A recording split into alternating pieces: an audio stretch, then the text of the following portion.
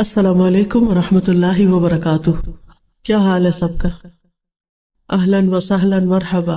آپ سب کو خوش آمدید کہتی ہوں. صالحات قانتات، نیک عورتیں فرما بردار ہوتی ہیں. ایک حدیث میں آتا ہے کہ دو لوگوں کی نمازیں ان کے سروں سے اوپر نہیں جاتی، ادھر ہی رہتی ہیں ان کے پاس ہی، یعنی قبول نہیں ہوتی. مراد ہے ایک وہ عورت جو اپنے شوہر کی نافرمان ہو. پھر یاد رکھیں وہ شرط کے ساتھ، اللہ کی نافرمانی میں نہیں، اللہ کی فرما برداری میں شوہر کی فرما برداری. اللہ تعالیٰ کی ذات اوپر ہے، جو حکم شوہر کا اللہ کی مرضی کے مطابق ہوگا اس کو ماننا. لیکن ایک بات اللہ کی مرضی کے مطابق ہے لیکن شوہر کی بات نہیں مانی جا رہی، تو ایسی عورت کی نماز اس کے سر سے اوپر نہیں جاتی. اور دوسرے اس غلام کی نماز جو اپنے آقا سے بھاگ جائے جب تک کہ واپس نہ آ جائے. ایک اور حدیث میں آتا ہے عورت شوہر کے معاملے میں کسی دوسرے کی بات نہ مانے، کسی دوسرے کی، حتیٰ کہ پیرنٹس کی بھی. آپ کو پتا ہے کہ والدین کی اطاعت فرض ہے. اللہ تعالیٰ نے قرآن پاک میں کیا کہا؟ اللہ کی عبادت کرو اور ماں باپ کی بات مانو. لیکن جب ایک عورت کی شادی ہو جاتی ہے تو اب اس کے لیے اس کا اصل گھر کون سا ہے؟ شوہر کا گھر ہے. اور اب اس کے لیے والدین کی اطاعت سیکنڈری ہے، شوہر کی اطاعت نمبر 1 ہو گئی ہے. پہلے والدین اس کی کفالت کر رہے تھے، اب شوہر اس کی کفالت کر رہا ہے. اب ایک نیا گھر بن رہا ہے. اس کے ڈسپلن میں کیا ہے کہ بیوی شوہر کی بات مانے، نہ کہ میکے کی ڈکٹیشن لیتی رہے روز ٹیلی فون پر. آج کل جتنے کمیونیکیشن کے ذرائع بڑھ گئے اتنے ہی مسائل بڑھ گئے. اور اس کی ایک بنیادی وجہ کیا ہے کہ اچھے مشورے تو کم ہی ملتے ہیں. زیادہ تر ٹیلی فون بھی غیبت پروموٹ کرنے کا ذریعہ بن گئے کہ اس میں جو گفتگو ہوتی ہے، کبھی آپ کراس ٹاکنگ کسی کی سنیں، بعض اوقات نہیں دل بھی چاہ رہا ہوتا مگر سن رہے ہوتے، تو آپ دیکھیں کہ لوگ جو عمومی طور پہ باتیں کر رہے ہوتے ہیں وہ کیا ہوتی، اس نے یہ کر دیا، اس نے وہ کر دیا، اس کا یہ. تو شادی کے بعد شوہر اور بیوی کو کیا چاہیے؟ باہم ایک دوسرے کو اعتماد ملے، اپنے مسئلے مسائل باہم حل کریں. خصوصاً پیرنٹس تک معاملہ کم سے کم جائے، نہ ہی جائے تو اچھا ہے، کیونکہ بہت جذباتی ہوتے ہیں نا ماں باپ بچوں کی محبت میں، اور بچیوں سے تو خاص طور پہ بہت پیار ہوتا ہے، اتنے لاڈ سے پالا ہوتا ہے. جب وہ دیکھتے ہیں کہ بچی اگلے گھر میں خوش نہیں تو ان کی ساری خوشیوں پہ پانی پھر جاتا ہے. حالانکہ بات کیا ہوتی ہے؟ چھوٹی سی کسی بات پہ عورتیں جذباتی ہوتی، ذرا سے شوہر سے انبن ہو گئی، جھٹ شکایت لگا دی ماں باپ کو. اب کیا ہوا؟ وہاں جو شوہر کی عزت تھی وہ خاک میں ملی، شوہر جو ہے وہ اور باغی ہوا کہ میری عزت نہیں تمہارے میکے میں. اب کیا ہے؟ پابندی لگ گئی کہ ماں کے گھر نہیں جانا. پھر روتی عورتیں آتی، ہمارے شوہر اتنے ظالم ہیں کہ وہ ہمیں ماں باپ کے گھر نہیں جانے دیتے. کیا یہ جائز ہے اسلام میں؟ بظاہر تو واقعی ناجائز ہے، لیکن کبھی آپ کھولتے جائیں کتاب تو پتہ چلے گا کہ اصل سبب کیا تھا کہ ماں باپ سے ملنا روکا گیا. بہت سے کیسز میں ماں باپ سے شوہر صرف اس لیے نہیں ملنے دیتے کہ الٹی پٹیاں پڑھائی جاتی. ایک دفعہ عورت ہو کے آتی ہے میکے سے تو موڈ بدلا ہوا ہوتا ہے. تو ایسی صورت میں اصل حکم کیا ہے کہ شوہر زیادہ اہم ہے. اب اس کی بات مانیں. اور یہ کیوں اتنا سخت ڈسپلن رکھا گیا؟ کیونکہ جب تک ایک عورت کی وفاداری اس کے اپنے گھر سے نہیں ہوگی، گھر نہیں بنے گا. وہ بات میں ادھر بھاگی جا رہی ہے، یہ گھر خراب ہو رہا ہے. اب اس کی اہمیت، اس کی زیادہ اہم ڈیوٹی کیا ہے کہ اب وہ نئے گھر کی تعمیر کرے. اس لیے کہ شوہر نے مہر بھی دیا ہے، گھر دیا ہے، سب ضروریات پوری کر رہا ہے. اب آئندہ اللہ تعالیٰ نے ایک نئی نسل لانی ہے، ان کی تربیت ہے، ان کا کام ہے، اتنی ذمہ داریاں آنے والی ہیں. اب چھوڑو دھیان پیچھے کا، اب آگے کا سوچو. قدموا لانفسکم. تو اس لیے، اور اللہ سے بڑھ کر ہمارے لیے مہربان، ہمارے لیے محبت کرنے والا، 70 ماؤں سے بڑھ کے پیار کرنے والا اور کون ہو سکتا ہے؟ یہ مشورے وہ ہم کو دے رہا ہے، یہ رہنمائی وہ ہمیں دے رہا ہے، جو بظاہر ہمیں کڑوی نظر آتی ہے لیکن اسی کڑوی گولی میں شفا ہے. بظاہر انجیکشن تکلیف دہ ہوتا ہے، اس کا نام سن کے ہی ہم بدمزہ ہونے لگتے ہیں، لیکن اس کے بغیر صحت نہیں ہو سکتی. فالصالحات قانتات. دوسری خوبی حافظات للغیب بما حفظ اللہ. حافظات، حافظتن کی جمع. حافظ حفاظت کرنے والا، حافظہ حفاظت کرنے والی. یہ قرآن کے حافظ بھی نا کہ قرآن کی حفاظت کر دی انہوں نے. حفظ اسی لیے کیا جاتا ہے نا کہ اگر کتاب ختم بھی ہو جائے کبھی تو سینوں میں موجود ہو حفاظت کے لیے. تو حافظات حفاظت کرنے والیاں ہیں. کس چیز کی حفاظت کرنے والیاں ہیں؟ للغیبی، غیب کے لیے، یعنی غائبانہ طور پر، غیب میں لام بمعنی فی ہے، یعنی شوہر کی غیر موجودگی میں، شوہر کی عدم موجودگی میں حفاظت کرنے والی ہیں۔ سب سے پہلے اپنی عزت کی، اپنی جان کی، اپنی شرم و حیا کی۔ یہ نہیں کہ ایک عورت دیکھے شوہر گھر پہ نہیں تو وہ غلط کام شروع کر دے، یا شوہر دیکھ نہیں رہا تو دوسرے مردوں سے غلط تعلق قائم کر لے۔ نہیں، اچھی بیوی کی خوبیوں میں کیا تھا کہ وہ اپنی عزت و آبرو کی حفاظت کرے، یعنی شوہر کہیں چلا جائے تو اس کے پیچھے اپنی عزت و آبرو کی حفاظت کرے۔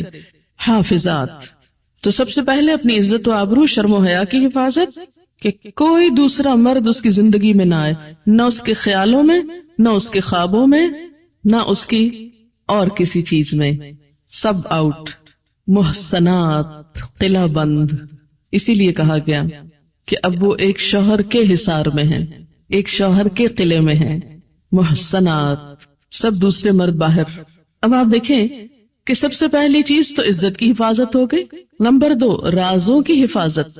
شوہر اور بیوی کی جو تنہائی میں گفتگو ہو اس کو ڈسکلوز کرنے سے منع کیا گیا ہے، کہ وہ باہر جا کر سہیلیوں میں وہ قصے نہ سنائے۔ یہ کیوں منع کیا گیا؟ اس لیے منع کیا گیا کہ عموماً پھر کیا ہوتا ہے، وہ دوسری خواتین اپنے شوہروں کو کمپیئر کرنے لگتی ہیں اور اس طرح گھروں میں فساد اٹھتے ہیں۔ وہ فلاں کا میاں تو ایسا ہے اور تم ایسے میرے پلے پڑ گئے۔ ایک حسرت و یاس اور ایک مایوسی کی کیفیت۔ تو اس لیے خاص طور پر تنہائی کی باتیں، راز کی باتیں جو محض شوہر اور بیوی کے درمیان ہی ہو سکتی ہیں، ان کا ذکر کہیں اور نہ کیا جائے۔ کسی گہری سے گہری دوست کو بھی کوئی ایسا قصہ نہ سنایا جائے۔ حافظات للغیب۔ پھر تیسری چیز، مال کی، گھر کی حفاظت، پیسے ضائع نہ کرے۔ یہ نہیں کہ شوہر کے گھر، شوہر کے مال اور شوہر کی تنخواہ اور شوہر کی پراپرٹی میں سے چھپ چھپا کے میکے والوں کو مت بھیجتی رہے۔ بہت سے فساد اس وجہ سے ہوتے ہیں کہ سسرال کو دینے کے لیے تو نمبر 2 مال ہوتا ہے، اور میکے کو بھجوانے کے لیے پسندیدہ چیز۔ قدرتی بات ہے کہ انسان کی جو اٹیچمنٹ ہوتی ہے وہ ماں باپ سے بہت زیادہ ہوتی ہے۔ ایک ایسی خیرخوائی ہوتی ہے جس میں دنیا کی کوئی دوسری چیز شریک ہی نہیں ہو سکتی۔ ظاہر ہے جنہوں نے جنم دیا، جنہوں نے پالا پوسا، ان کے ساتھ محبت اور خیرخوائی کیسے نہ ہو، وہ تو ہوگی، لیکن اس کی بھی حدود ہیں۔ وہ حد سے آگے نہیں بڑھنی چاہیے کہ شوہر کما کے لائے اور ہر وقت عورت شکوا کرے، پورا ہی نہیں پڑتا، ہوتا ہی نہیں، ہے ہی نہیں، یہ بھی نہیں، وہ بھی نہیں، وہ بھی نہیں، اور پیسے بٹورتی چلی جائے اور ادھر سے چھپ چھپا کے دوسری طرف دیتی چلی جائے۔ نہیں، حتیٰ کہ فی سبیل اللہ بھی اگر عورت کو دینا ہے تو شوہر کی رضامندی ضروری ہے، یعنی شوہر کا مشورہ بھی ہونا چاہیے اس میں۔ اللہ یہ کہ اس کا اپنا مال ہو۔ اپنے مال میں بھی اچھا ہوتا ہے کہ انسان مشورہ کر لے کہ کیا خیال ہے، یہاں نہ کر دیا جائے۔ اب پیچھے وہ مہر کی بات ہوئی تھی نا کہ عورتوں کو ان کے مہر دے دو۔ اب عورت ایک مہر لے لے اور وہ کہے چونکہ میرا مال ہے جدھر مرضی خرچ کروں، تم کون ہو پوچھنے والے؟ نہیں، اس میں بھی ایک اچھے آئیڈیل گھر کی نشانی کیا ہے کہ باہم مشورے سے مال خرچ کریں۔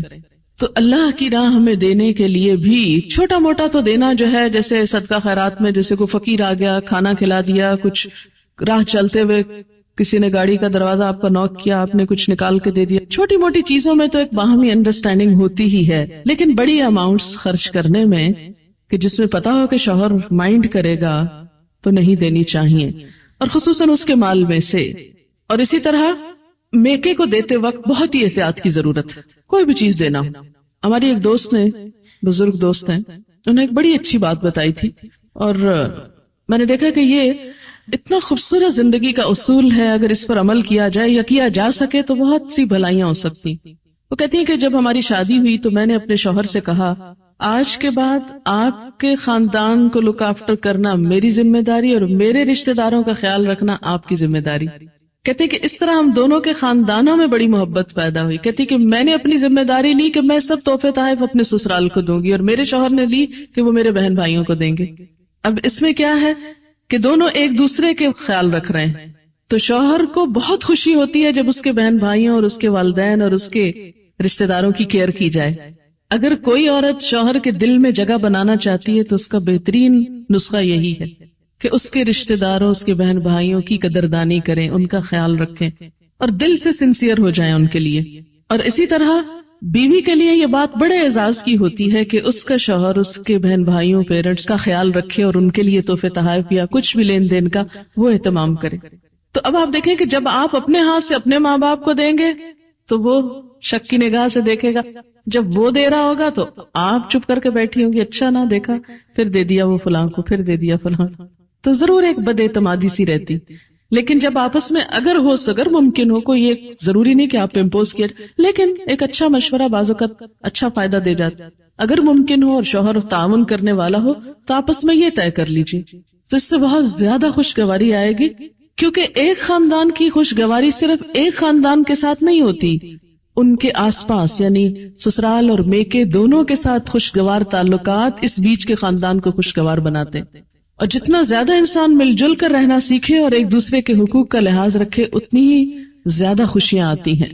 تو فالصالحات قانتات حافظات للغیب، مال کی حفاظت. اور آخری چیز بچوں کی حفاظت، بچوں کی تربیت. بہت سے جھگڑوں اور کیسز میں دیکھا گیا ہے کہ شوہر کو شکایت ہوتی ہے کہ بیوی بچوں کا خیال نہیں رکھتی. کئی باپ بچوں کے معاملے میں بہت ٹچی ہوتے ہیں، بہت سینسیٹیو ہوتے ہیں، وہ ماں سے بھی زیادہ بڑھ کر ماں بنتے ہیں ان کے لیے. اور چھوٹی چھوٹی چیز میں اس کو دوا پلائی ہے کہ نہیں، اس نے کھانا کھایا ہے کہ نہیں، ہر وقت ان کا دھیان بچوں میں ہوتا ہے. بہت اچھی بات ہے. اب ایسی عورتوں کی زیادہ ہی شامت آتی ہے کہ جب شوہر بیوی کی بھی ذمہ داریاں لینے لگے بعضوں کا ضرورت سے زائد، تو اس میں یہ ہے کہ اگر بچہ کمزور ہو، اگر بچہ بیمار ہو تو ماں کی شامت آ جاتی. لیکن یہ ہے کہ اصل ذمہ داری بچوں کے سلسلے میں ان کی تعلیم و تربیت کی ماں ہی کی بنتی ہے، اور اس میں اگر عورت کوتاہی کرے تو یہ چیز بھی گھر میں فساد کا سبب بنتی ہے. تو جو مائیں بچوں کی نگہداشت کرنا جانتی ہیں وہ گھر کو زیادہ بہتر خوشحال رکھ سکتی ہیں. اس میں آپ دیکھیں کہ حضور صلی اللہ علیہ وسلم نے قریش کی عورتوں کی تعریف فرمائی کہ قریش کی عورتیں کتنی اچھی عورتیں ہیں جو بچوں کے لیے انتہائی مہربان ہیں، ان کی کیئر کرنے والی. حافظات للغیب، للغیب میں کہ شوہر تو باہر کام کرنے گیا ہوا. اب بعض مائیں کیا ہے، مار مار کے بچوں کو ادھواں کر دیتی، شوہر کا غصہ بھی بچوں پہ نکال رہی ہوتی. شوہر کی موجودگی میں تو بعض اوقات نہیں مار سکتی تو پیچھے ان کی شامت آتی معصوموں کی. تو یہ حافظات للغیب، اپنی عزت و آبرو، اپنے گھر بار، راز، بچوں، ان سب چیزوں کی کیئر، لک آفٹر، حفاظت. اور اگر نہ کی اور شوہر غریب نے کچھ نہیں کہا تو نہ صحیح، لیکن اللہ تعالیٰ پوچھے گا. کیوں؟ اس لیے کہ حدیث میں آتا ہے وَالْمَرْأَةُ رَاعِيَةٌ فِي بَيْتِ زَوْجِهَا وَمَسْئُولَةٌ عَنْهَا، عورت راعیہ، نگران ہے، فی بیت زوجہا، اس کے شوہر کے گھر میں. یعنی شوہر کی مراد کیا؟ شوہر کی عدم موجودگی میں نگرانی کس کی ہے؟ بیوی کی. یعنی وہ دیکھے مثلا بچے نہیں کہ بہت چھوٹے ہیں تو کیئر کرنے، مثلا بڑے ہیں تو بھی دیکھے کہ ان کی دلچسپیاں کیا ہیں، مشغلے کیا ہیں، تعلیمی صورتحال کیا ہے، اور اسی طرح بہت سی چیزیں. اور پھر راعیۃ فی بیت زوجہا ومسئولۃ عنہا، اور اس سے اس کے بارے میں پوچھا جائے گا. یعنی قیامت کے دن عورت سے ان چیزوں کی نگہداشت کے بارے میں سوال کیا جائے گا. اچھا، عورت کو یہ حفاظت کیوں سونپی گئی؟ عورت کی خوبی حافظات کیوں بنائی گئی؟ بما حفظ اللہ، بوجہ اس کے جو حفاظت کی اللہ نے. کس چیز کی؟ ان کے حقوق کی. اللہ نے ان کے حقوق کو پروٹیکٹ کیا، مرد کو ذمہ دار بنایا، لہذا ان کو بھی اپنی ذمہ داری پوری کرنی چاہیے. اس طرح حقوق اور فرائض کا ایک خوبصورت بیلنس، دونوں اپنے اپنے مدار میں گھوم رہے ہیں. سورج دن کو چمک رہا ہے، چاند رات کو چمک رہا ہے. ایک وقت میں گھر کے لیے مرد کی ضرورت ہے، ایک وقت میں عورت کی ضرورت ہے. دونوں کا اپنا اپنا رول ہے، اپنی اپنی ذمہ داری ہے. خوشحالی اور روحانی مسرت اسی وقت آتی ہے جب دونوں اپنی اپنی ذمہ داری پوری کریں. اور ذمہ داری پوری کرانے کے لیے صرف قانون کافی نہیں ہوا کرتا. اب جیسے کہ مغرب میں عورت نے اسٹیٹ کو قوام بنانا چاہا کہ اسٹیٹ ان کے لیے قانون بنائے. اب دیکھیں قانون بنا کر آپ جبرن قہرن کسی آدمی کو کتنا پابند کر سکتے ہیں کہ تم ضرور بیوی کے حقوق دو، اور پولیس مین جائے گا اور پیچھے سے شوہر جو چاہے گا پھر کرے گا. تو پولیس تو نہیں یہ کنٹرول کر سکتی معاملہ. قانون تو نہیں کر سکتا، قانون کسی حد تک فائدہ دے سکتا ہے، لیکن اصل چیز اللہ کا تقوی ہے۔ جب تک معاشرے کے اندر خدا کا خوف نہیں آتا، نہ ایک عورت وفادار ہو سکتی ہے اور نہ ایک شوہر ذمہ دار ہو سکتا ہے۔ واللاتی، اور وہ عورتیں، تخافون، تم ڈرتے ہو، نشوزہن، ان کی سرکشی سے۔ نشوز کا لفظی معنی ہوتا ہے بلندی، اٹھان، ابھار، ارتفاع، خصوصاً جب کسی چیز میں یہ اٹھان ہیجان کا نتیجہ ہو، ہیجان، غصے، غضب۔ وہ عورتیں تم ڈرتے ہو ان کے اٹھان سے، ان کی سرکشی سے، ان کی بلندی سے۔ یعنی بلندی سے مراد یہاں کیا ہے کہ وہ شوہر کو یا اپنے سے حقیر سمجھتی ہے یا اپنے برابر کا سمجھتی ہے۔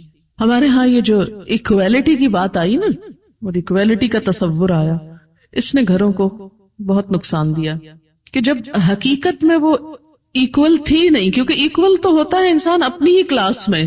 اب آپ کہیں کہ بلی اور چوہا جو ہے وہ ایکول ہوں تو وہ کیسے ہوں؟ وہ بلی الگ چیز ہے، چوہا الگ چیز ہے، وہ اپنی اپنی کلاس ہے۔ اب اس کے اندر تو آپ ایکویلٹی ڈھونڈیں، اور دو چیزوں کو آپ کہاں سے ایکول قرار دے رہے ہیں؟ مرد مرد ہے، عورت عورت ہے، اس کی تو جو کیمسٹری ہے جسم کی وہی مختلف ہے، اس کے تو ٹشوز اور سیلز کی ساخت مختلف ہے۔ آپ کس کس چیز کو ایکول کریں گے؟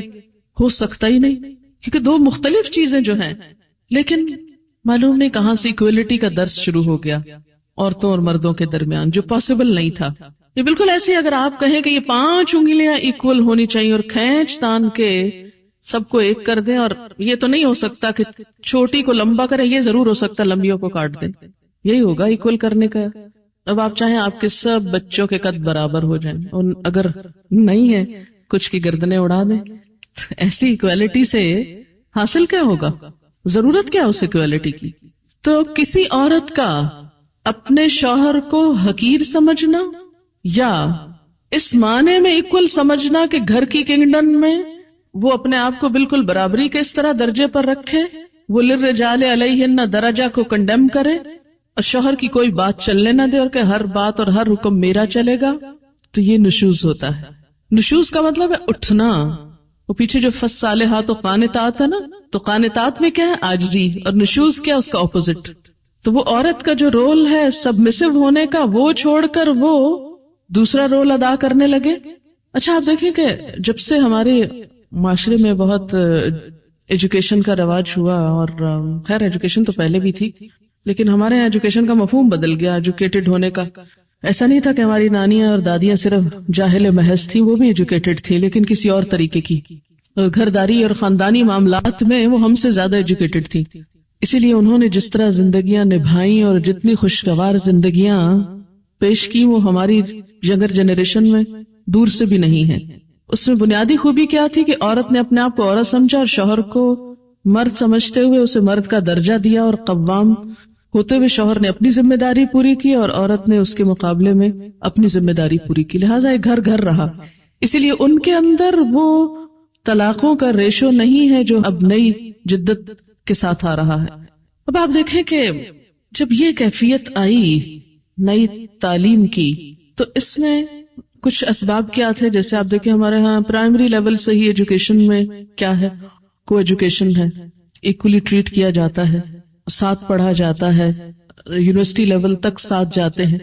تو اس میں وہ جو پھر اس کے بعد اگر شادی ہوتی ہے تو وہ جو ایک شوہر کو شوہر کا مقام دینے کی بات ہے، وہ للرجال علیہن درجہ، وہ گھر کی اسٹیٹ میں ان کو ہیڈ ماننے کی، وہ ماننا انتہائی مشکل ہو جاتا ہے، اس کا تصور ہی ختم ہو جاتا ہے۔ لہٰذا اب شوہر یعنی بیوی تو اس تک نہیں پہنچی، لیکن شوہر کو نیچے لایا گیا۔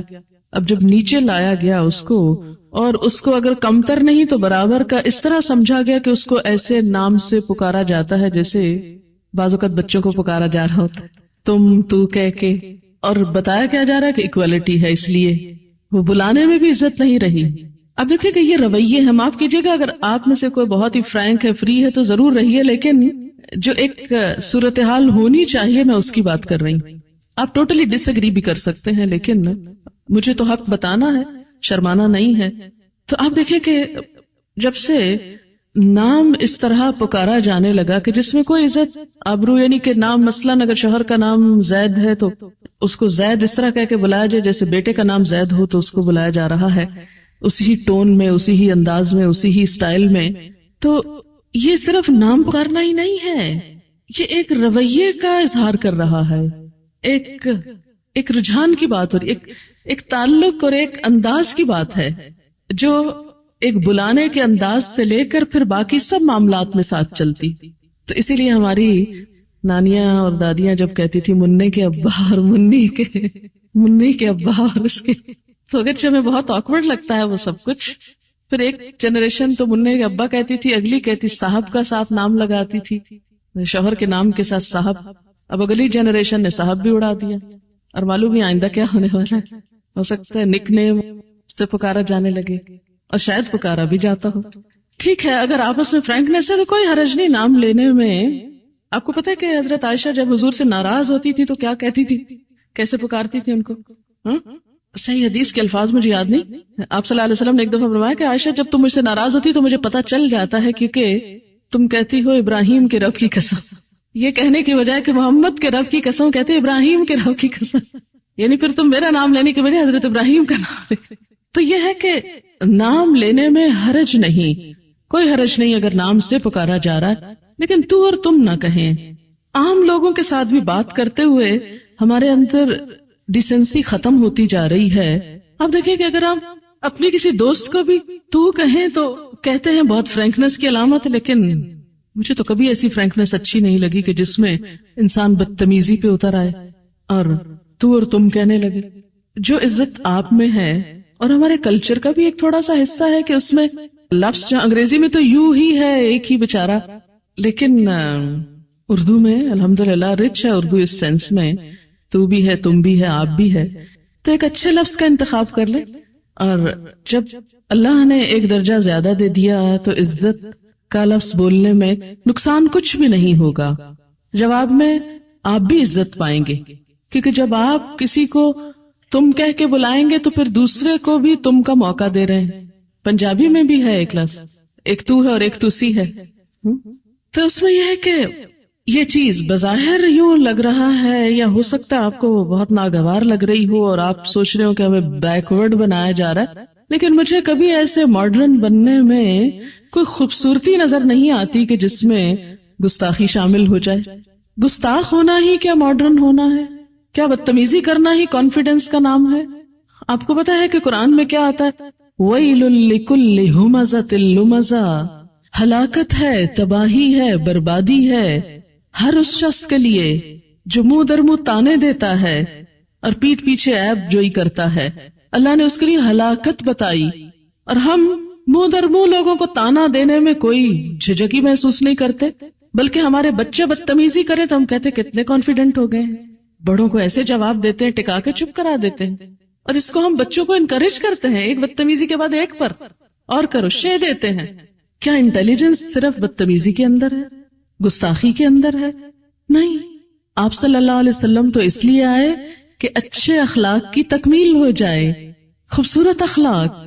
میں تو سمجھتی ہوں کہ نہ صرف یہ کہ شوہر، بچوں کو بھی اگر ہم عزت، احترام اور ادب سے بات کریں، جو خاص طور پر مجھے اردو اسپیکنگ یہ کہنا تو نہیں چاہیے کلاسیفیکیشن، لیکن کچھ چیزیں سمجھانے کے لیے لتعارف کی بات جیسے قرآن میں آتی کہ جیسے چھوٹے بچے کے لیے بھی سو رہے ہیں، کر رہے ہیں، اتنا اچھا لگتا ہے یہ جب کوئی بولتا ہے. اگر ہمیں عادت نہیں ہوئی اور اب تک عادت نہیں ہے تو بہت مشکل ہے اس کو ہم پلٹیں، لیکن ہمیشہ سے مجھے بہت اچھا لگتا ہے جب بچے کے لیے بھی کوئی کہتا ہے کہ بچے کو یہ سو رہے ہیں. ایک ادب کی بات ہے، ایک احترام کی بات ہے. تو اس کو جب ہم نے کنورٹ کر لیا تو ہم نے کہا ہم تو آزاد ہو گئے. کیا آزادی کا یہی مفہوم ہے کہ ادب احترام سے بھی آزاد ہو جائے، انسان اچھے اخلاق سے بھی آزاد ہو جائے؟ تو نشوز کیا ہے؟ عورت کا شوہر کو حقیر سمجھنا، اس کے مقابلے میں سرکشی کرنا، بدتمیزی کرنا، بد اخلاقی کرنا، اس کے ساتھ اس کی بات نہ ماننا، اس کو کنڈیم کرنا، اس کا مذاق اڑانا، اس کے درجے اور مقام سے گھٹانا، اس کے درجے سے گھٹانا، وہ درجہ جو اللہ نے اس کے لیے رکھا للرجال علیہن درجہ، اس کو کم کرنا، ہر معاملے میں کج بحثی، بد مزاجی، بد اخلاقی، ہٹ دھرمی، نشوز میں بے حیائی بھی آتی ہے، شوہر کا حق کے خاص یعنی بے وفائی، کہ ایک عورت اپنے شوہر کے علاوہ کسی اور مرد کی طرف راغب ہے، یہ چیز بھی آتی، کیونکہ حدیث سے یہ بات ثابت ہوتی ہے۔ آپ صلی اللہ علیہ وسلم نے فرمایا خبردار عورتوں کے متعلق نیک سلوک کی وصیت قبول کرو، وہ تمہارے پاس صرف تمہارے لیے مخصوص ہیں، اس کے سوا تم ان کے کچھ بھی مالک نہیں، بجز اس کے کہ وہ کھلی بے حیائی کریں، اگر وہ ایسا کریں تو تم انہیں بستروں میں علیحدہ کر سکتے ہو اور اس طرح مار سکتے ہو کہ چوٹ نہ آئے۔ واللاتی تخافون نشوزہن، تو یہاں فرمایا گیا کہ جو شوہر ڈرتے ہوں، کانپتے ہوں اپنی بیویوں کی بد مزاجی سے، خوف کھاتے، تخافون، تو کیا کرو، فعظوہن، ان کو نصیحت کرو، وعظ یعظ، کیسی نصیحت؟ اس میں دو چیزیں ہوتی، وعظ ہوتا ہے کسی کا دل نرم کرنے کے لیے بھلائی کی بات کرنا، اور نمبر 2 اجر و ثواب کے حصول کی ترغیب دینا، اجر و ثواب کے حاصل کرنے کا شوق دلانا، یہ اس کو واعظ بولتے ہیں۔ پہلے یہ درس کا نام کم ہوتا تھا، کہتے فلاں جگہ واعظ ہو رہا ہے، اب وہ لفظ بیچارہ واعظ بدنام ہو گیا کہ بڑے واعظ بنتے، اردو شاعری میں بڑا مذاق اڑایا گیا ہے واعظ کا، حالانکہ وہ بیچارہ بھلا کر رہا ہے آپ کا اور آپ اس کا مذاق اڑا رہے ہیں، کیونکہ نصیحت کہاں اچھی لگتی ہے کسی کی۔ تو واعظ عربی زبان کے لفظ میں دو چیزیں، کسی کا دل نرم کرنے کے لیے اس سے بھلی بات کرنا، اور نمبر 2 اجر اور ثواب کے حصول کی ترغیب دینا۔ تو شوہر کو کیا حکم دیا گیا کہ جو بیوی تمہارے ساتھ بدتمیزی کرتی ہے، بد کلامی کرتی ہے، سرکشی کرتی ہے، تو جواباً تم نہیں کرو، سب سے پہلا کیا کرو، ان کو نصیحت کرو، ان کو بھلی بات کرو، تم نرمی سے معاملہ کرو۔ جیسے کہ ایک اور جگہ پر آیا نا کہ اگر تمہارے اور ان کے درمیان عداوت بھی ہے، یعنی اگر ان من ازواجکم و اولادکم عدوا لکم، دشمن بھی ہیں وہ تمہارے، فاحذروہم، تو ان سے محتاط رہو، لیکن وان تعفوا وتصفحوا وتغفروا، 3 لفظ اوپر تلے، ان تعفوا معاف کر دو، تصفحوا درگزر کرو، تغفروا بخش دو، قصور جانے دو، فإن اللہ غفور رحیم۔ تو شوہروں کو کیا تلقین ہے اللہ کی طرف سے کہ بیوی کی طرف سے عداوت بھی ہو، دشمنی تک آ جائے، یعنی سرکشی اپنی آخری حد کو پہنچ جائے کہ صرف بد کلامی نہیں، کسی اور کے ساتھ مل کر عداوت تک بات آ گئی، تو تم نے جواباً کیا کرنا ہے، معاف کرنا ہے، فعظوہن، نصیحت کرنا ہے، ان کا دل نرم کرنے والی بات کرنی ہے، یعنی ان کی ایک طرح سے اخلاقی تربیت کرنا ہے، ان کو آخرت کا احساس دلانا ہے۔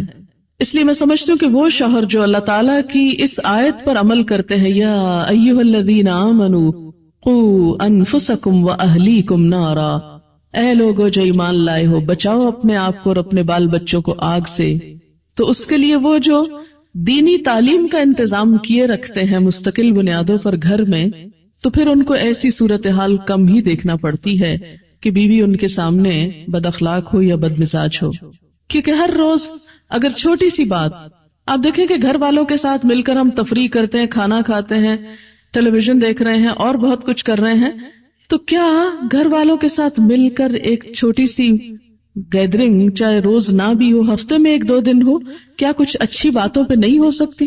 کوئی اچھا موضوع گفتگو کا نہیں ہو سکتا کہ جس میں کوئی دلوں کو نرم کرنے والی بات بھی ہو، اخلاقی تربیت بھی ہو؟ نبی صلی اللہ علیہ وسلم نے اس کا خاص اہتمام فرمایا۔ آپ کو معلوم ہے کہ ہر روز عصر کے بعد ازواج مطہرات کی تعلیم کا وقت ہوتا تھا۔ کتنے شوہر ہیں کہ جو اپنی یہ ذمہ داری پوری کرتے ہوں؟ یہ سنت ہی اٹھ گئی۔ شوہر کی ذمہ داری صرف دنیا میں بیوی کو کھلانا پلانا اور اچھا پہنانا نہیں، اس کی ذمہ داری یہ بھی ہے کہ قوا انفسکم واہلیکم نارا، آخرت میں آگ سے بچانا بھی ہے۔ اب کیا کیا جائے کہ وہ تو دنیا کی ذمہ داری بھی پوری کرنے سے کترا رہے ہیں، آخرت کی کہاں ہوگی؟ بہرحال تو سب سے پہلا کام کیا بتایا گیا کہ اگر عورت اطاعت نہیں کرتی، تمہیں تمہارا حق نہیں دیتی، تو تم اس کے ساتھ نرمی برتو، فعظوہن، نصیحت کرو، سمجھاؤ بجھاؤ، نہیں مانتی، سنتی ہی نہیں، اس پر توجہ ہی نہیں دیتی، اب کیا کرو؟ وہجروہن فی المضاجع، کٹی کر لو، وہجروہن، ہے جیم رے، ہجر، ہجرت بھی اسی سے ہے، ہجرت کر لو. کہاں فی المزاج، بستر میں، یعنی بستر چھوڑ دو اس کا. بیڈ روم بھی ہو سکتا ہے کہ بیڈ روم الگ کر لو، یا بیڈ الگ کر لو، یا ممکن نہ ہو اور جگہ نہ ہو یا اور بیڈ نہ ہو تو منہ موڑ لو، یعنی ناراضگی کا اظہار، خفگی کا اظہار. اب دیکھیں کہ بہت سے معاملات اس سے پھر سلجھنے لگتے ہیں. عورت کے لیے شوہر کی بے رخی بہت تکلیف دہ چیز ہوتی، ناقابل برداشت. جب دیکھتی کہ شوہر ناراض ہو گیا تو پھر اس کو فکر ہونے لگتی، وَہْجُرُوهُنَّ، ان کو چھوڑ دو. لیکن بخاری میں آتا ہے لا تہجر الا فی البیت، گھر چھوڑ کے نہیں جانا. شوہر کو منع کیا کہ گھر نہیں چھوڑنا، گھر کے اندر ہی رہنا ہے. یعنی اصل میں اشارہ ہے اس چیز کی طرف کہ جسمانی تعلق منقطع کر لے، بات چیت چھوڑ دے، تھوڑا موڈ آف کر لے، شاید بے رخی سے. پہلے کیا ہے، نرمی کرے، نرمی نہیں چلی اب سختی کر لے، یعنی بے رخی کر لے. کچھ لوگ سمجھانے سے مان جاتے ہیں، معاملہ حل ہو گیا. کچھ لوگ ناراضگی سے مانتے ہیں، واہجروہن سے مان جاتے ہیں. لیکن کچھ ایکسیپشنل کیسز ایسے بھی ہوتے ہیں کہ جن کو نہ دوا اثر کرتی نہ انجیکشن اثر کرتا ہے، ان کے لیے آپریشن ضروری ہوتا. کچھ بیماریوں کا علاج آپریشن کے بغیر نہیں ہوتا، کوئی چارہ نہیں، اوپن ہارٹ سرجری ضروری. اب اس کے لیے کیا ہے، وَاضْرِبُوهُنَّ. اس ایک لفظ سے اتنا بھڑکتی ہیں عورتیں. دیکھ اللہ نے تو ہمیں کوئی عزت ہی نہیں دی، لکھا مارو ان کو. اب اگر آپ ساری آیت چھوڑ کے صرف مارو والی پکڑ لیں تو یہ زیادتی والی بات ہوگی نا. یہ نہیں دیکھا کہ کب مارو، کیوں مارو، یا کتنا مارو، یا کس کو مارو. کیا اللہ کے رسول صلی اللہ علیہ وسلم نے کبھی کسی کو مارا؟ کبھی زندگی میں کسی عورت پہ ہاتھ نہیں اٹھایا، ایک مثال نہیں. ورنہ اگر یہ اتنا ضروری ہوتا تو آپ خود مار کے دکھاتے. لیکن آپ کی سنت میں ایسی کوئی چیز نہیں ملتی. آپ دیکھیں کہ کچھ بیماریاں ایسی ہوتی ہیں کہ جس میں الیکٹرک شاکس لگائے جاتے ہیں نا، تو یہ ایک طرح سے شوق لگانے والی بات. اور مارنے سے مراد یہ نہیں کہا گیا کہ مار کے ہڈی پسلی توڑ دو. دو چیزیں شرائط ہیں ساتھ. منہ پہ نہیں مار سکتے. نمبر 2، ایسی مار نہیں مار سکتے کہ نشان چھوڑے. یعنی مارنے میں کوئی مار غیر مبرح کا لفظ آتا ہے، ایسی مار نہیں کہ جس میں ان کے جسم پر کوئی نشان آئے. ابن عباس نے اس کی تفسیر کی ہے کہ جیسے مسواک، ٹوتھ برش، ایک پین. اور بعض علماء نے یہ کہا کہ صرف یوں اشارہ، کیونکہ یہ کہا گیا نا ایسی مار نہ مارو کہ چوٹ آئے. یہ حدیث وضاحت کر رہی ہے کہ چوٹ نہ آنے دینا. تو پھر اگر چوٹ نہ آئے تو وہ کون سی مار ہے جس میں چوٹ نہ آئے؟ چوٹ تو آئے گی، لگے گی تو چوٹ آئے گی. تو اس پہ انہوں نے اس کی وضاحت کیا کی، اس طرح، یعنی جیسے ڈنڈا دکھانے والی بات ہوتی ہے نا، غصے کی انتہا، یعنی مارنے کی بجائے دکھانا. اور ابن عباس نے کہا کہ صرف جیسے مسواک جیسی چیز کو، یعنی جیسے کسی کو جھنجھوڑنے کے لیے، کیونکہ کسی بھی سخت چیز کو دیکھ کر عورت ایک دم جھٹکا لگتا ہے اس کو، اچھا اب ہاتھ اٹھے گا، مار نہیں کھا سکتی. اور پھر اس میں آپ دیکھیں کہ یہ ایک نفسیاتی طور پر ایک اصلاح کا وہ رکھا گیا. اور پھر ایک اور چیز آپ دیکھیں کہ ایک مرد جو اتنا مظلوم ہو، آخر اس کا کتھارسس بھی تو ہونا تھا نا. ایک مرد جس کی بیوی بدتمیزی کرتی، بد کلامی کرتی، بات نہیں مانتی، حجت بازی، بحث، اور اس کے ساتھ ساتھ وہ بے وفا بھی ہے، اور روز غصے میں ہے، شوہر روز غصے میں ہے، کسی طرح سمجھانے سے سمجھ نہیں رہی، ناراضگی کو کچھ نہیں جانتی. تو کیا اب چھوڑ دیا جائے اس کو اس حال پہ؟ نہیں. گھر کو بچانے کے لیے آخری چارہ کار کہ آخری درجے تک پھر پریشرائز کرو کہ وہ پلٹ آئے، گھر کو بچائے، لوٹ آئے. ورنہ یہ بھی کہا جا سکتا تھا طلاق دے دو، نہیں بات مانتی طلاق دے دو، کتنا آسان تھا یہ کہنا. لیکن نہیں، طلاق نہیں، گھر کے اندر رکھتے ہوئے اصلاح. پھر اسی طرح آپ صلی اللہ علیہ وسلم نے فرمایا کہ کوئی اپنی بیوی کو یوں نہ مارے جیسے اپنے غلام کو مارتا ہے. پھر اسی طرح آپ صلی اللہ علیہ وسلم نے مارنے سے منع بھی کر دیا تھا. تو ہوا یہ کہ عورتیں بہت زیادہ دلیر ہو گئیں اور اس پر پھر اجازت دے دی گئی. اور آپ نے ساتھ ہی اجازت دینے کے ساتھ ہی فرمایا وَلَن يَضْرِبَ خِيَارُكُمْ، اور تم میں جو اچھے لوگ ہوں گے وہ ہرگز نہیں ماریں گے. یہ آپ نے خود فرمایا، اجازت دینے کے ساتھ کیا فرمایا،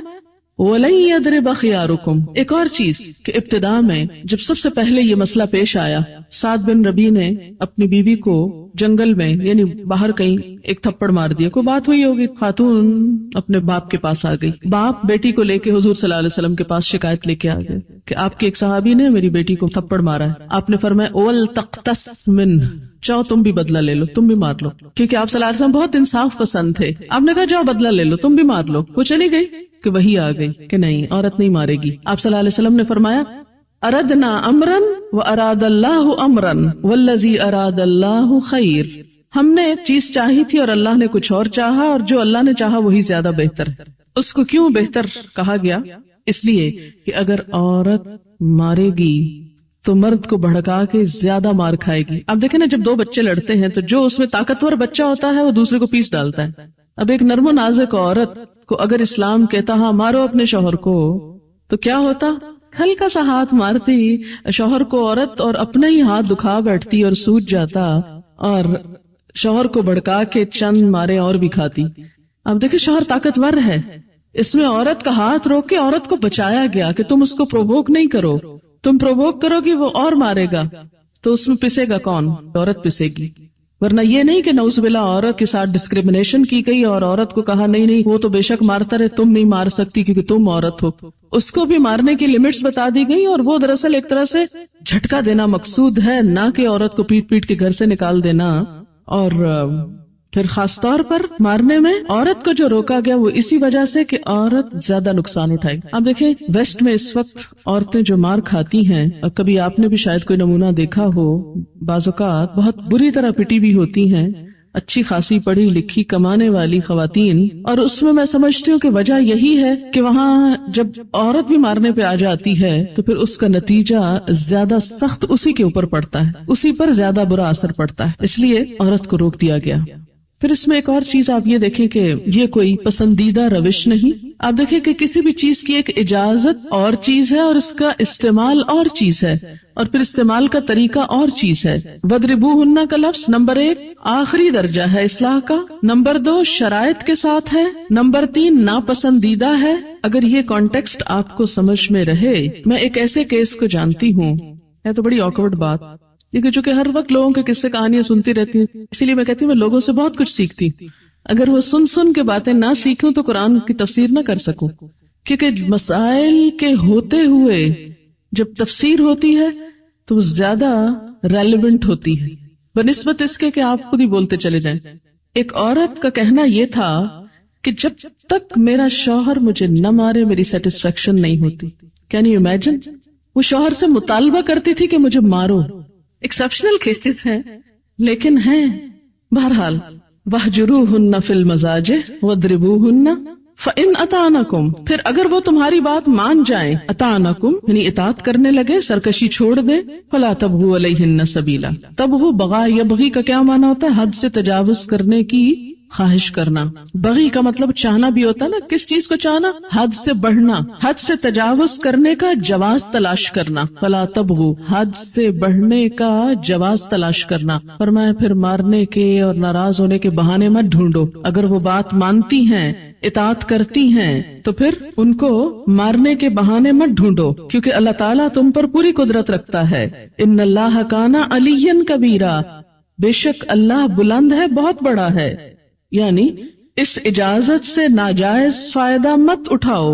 اگر ایسا کرو گے تو جو اللہ بلند ہے، تم پہ پوری قدرت رکھتا ہے، وہ تم سے اس جرم کا بدلہ لے گا. یعنی کوئی شوہر جو اپنی بیوی پر کوئی ناروا زیادتی کرے، اللہ اس سے بدلہ لے گا.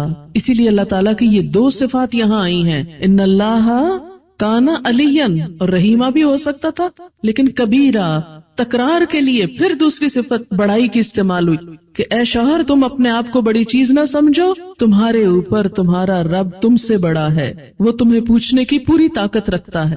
اور یوں مرد کے اس وحشیانہ پن کو جو عورت کے ساتھ ہو سکتا ہے اسے پوری طرح کنٹرول کر لیا گیا. وَإِنْ خِفْتُمْ، چوتھا طریقہ. 3 پہلے ہو گئے نا، چوتھا طریقہ. اور اگر تم کو ڈر ہو، شقاق بینہما، ان دونوں کے درمیان اختلاف کا، دشمنی کا. دونوں سے مراد میاں بیوی، یعنی شوہر اور بیوی آپس میں سخت اختلاف میں ہیں. شقاق شین قاف قاف شق سے ہے، شاق گزرنے والی چیز. ایسا اختلاف جو سلجھایا نہ جا سکے، یعنی شوہر اور بیوی آپس میں سمجھوتا نہ کر پائیں. وَإِنْ خِفْتُمْ شِقَاقًا، اگر ایسی کھٹ پٹ ہو گئی کہ جو باہم اب ان سے سلجھ نہیں رہی، تو پھر بھی یہ نہیں کہا کہ فوراً طلاق دے دو. نہیں، کیا کرو؟ اب دونوں کے خاندان انٹرفیئر کریں گے. فَبْعَثُوا، تو مقرر کرو، بھیجو، حَكَمًا، ایک حکم. حکم اور حاکم میں فرق ہوتا ہے. حاکم عدالت میں ہوتا ہے اور حکم خصوصی فیصلہ کرنے والا جو گھر کا بھی ہو سکتا ہے. کسی پنچایت کا بھی ہو سکتا ہے. تو مقرر کرو ایک فیصلہ کرنے والا من اہلہ، اس مرد کے گھر والوں میں سے، وحکمن، اور ایک فیصلہ کرنے والا من اہلہا، اس عورت کے گھر والوں میں سے. ان یریدا اصلاحا، اگر وہ دونوں ارادہ رکھتے ہو اصلاح کا. دونوں کون؟ دونوں میاں بیوی بھی ہو سکتے ہیں اور دونوں حکم بھی ہو سکتے ہیں. بعض اوقات کیا ہوتا ہے، لڑکی والے لڑکی کی سائیڈ لے رہے ہیں، لڑکے والے لڑکے کی لے رہے ہیں، پھر وہی جھگڑا ہے، کوئی اصلاح نہیں ہو رہی. تو اگر دونوں حکموں کی یا دونوں میاں بیوی کی نیت ہے اصلاح کی، یوفق اللہ بینہما، اللہ ان دونوں میں موافقت پیدا کر دے گا، اللہ تعالیٰ اصلاح کر دے گا، یعنی بگڑے ہوئے حالات سنور جائیں گے. اور یہ اس لیے بھی کہ جب بہت جھگڑے ہونے لگتا ہے نا تو انسان کو خود سوچنے سمجھنے کی صلاحیت معوف ہو جاتی. اتنی تو میں اتنی تو تکرار ہوتی ہے کہ بعض اوقات انسان سک ہو جاتا ہے، تھک جاتا ہے، اور وہ سمجھتا ہے کہ نو وے، اب کوئی راستہ نہیں، بس اب مجھے چلے جانا چاہیے یہاں سے. لیکن ایسے موقع پر بھی اللہ تعالیٰ نے تنہا نہیں چھوڑا لڑنے والوں کو. ایک گھر کو ٹوٹنے سے بچا اور کہا اب دوسرے لوگ بیچ میں آئیں، وہ حالات سلجھائیں. اگر دونوں فریقین کی نیت ہے گھر بسانے کی تو اللہ یوفق اللہ بینہم، اللہ بھی توفیق دے دے گا. ان اللہ کان علیما خبیرا،